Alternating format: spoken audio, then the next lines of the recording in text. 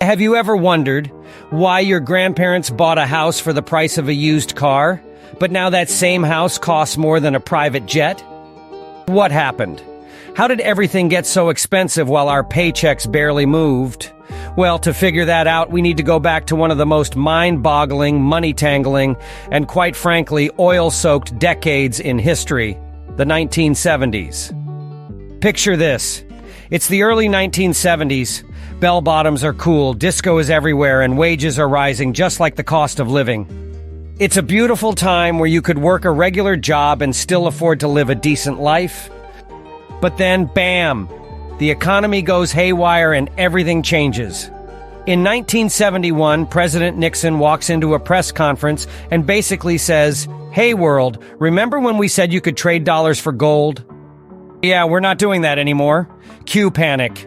The Bretton Woods system, the thing that kept global currencies stable since World War II, collapses. Suddenly, currencies are floating freely like boats in a stormy sea, and the dollar begins to sink. Oh boy, the party's just getting started. And as if things weren't wild enough, in 1973, the Middle East decides to crank the chaos up to 11. OPEC, the cartel of oil-producing countries, slaps an embargo on the U.S. for supporting Israel in the Yom Kippur War. The price of oil doesn't just rise, it quadruples. Suddenly, the price of gas jumps like it's been drinking too much coffee. Energy prices go through the roof, and everything else, bread, milk, shoes, you name it, gets more expensive too. Now, inflation is out of control. You've got stagflation, a bizarre economic creature that no one really knew existed. It's like the worst of both worlds. The economy is flatlining, but prices are rising faster than you can say, disco inferno. Normally, inflation means more jobs. But not this time. Oh no, this time you get high prices and high unemployment. Thanks, 1970s. And this is where wages and the cost of living, once cozy bedfellows, start to drift apart. Picture them as two friends walking side by side. Wages are saying, "Hey, I'll keep up with you, cost of living." And cost of living replies, "Cool, we're in this together." But then, boom. Inflation hits, and the cost of living starts sprinting like it's being chased by a bear, while wages kind of just stroll along. By the end of the decade, the two aren't even on speaking terms. Real wages, which means wages adjusted for inflation, start to flatline.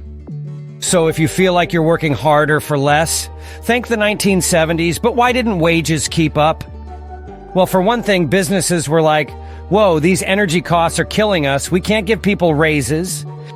Let's focus on keeping profits and cutting costs." And don't even get me started on unions, once powerful, now shrinking like a wool sweater in a hot wash. So if workers weren't winning, who was? Oh, you know someone was cashing in during this madness. Let's meet the winners. First up, the financial sector. Yeah, Wall Street is popping champagne. The 1980s saw the birth of the modern financial world as we know it. High interest rates meant banks and financial institutions were raking in the cash. Forget about your regular paycheck. If you had money in stocks or bonds, life was looking good. And speaking of winners, let's talk about big oil companies. While everyone else was crying at the gas pump, oil companies were swimming in money. Scrooge McDuck style, Exxon, BP, and their friends were making record profits as oil prices soared. It's like they hit the jackpot while everyone else lost their shirts. And then there were the corporations and their shareholders. By the 1980s, companies were laser-focused on one thing: shareholder value. You've heard of trickle-down economics, right? Well, a lot trickled up to the shareholders and top executives. Wages stayed flat, but corporate profits skyrocketing. Who needs to give workers a raise when you can send those profits to the stock market? Meanwhile, workers, yeah, they're still waiting for that trickle any day now. So what's the punchline here?